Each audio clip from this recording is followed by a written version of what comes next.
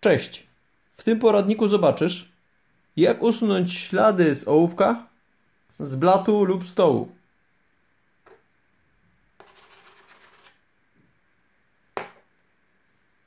Najlepiej do tego celu wykorzystać zmywacz do paznokci, który posiada w składzie alkohol. Takowy zmywacz świetnie sobie poradzi. Bierzemy chusteczkę higieniczną.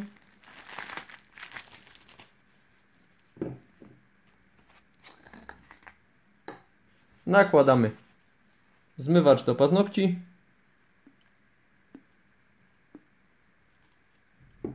I zmywamy.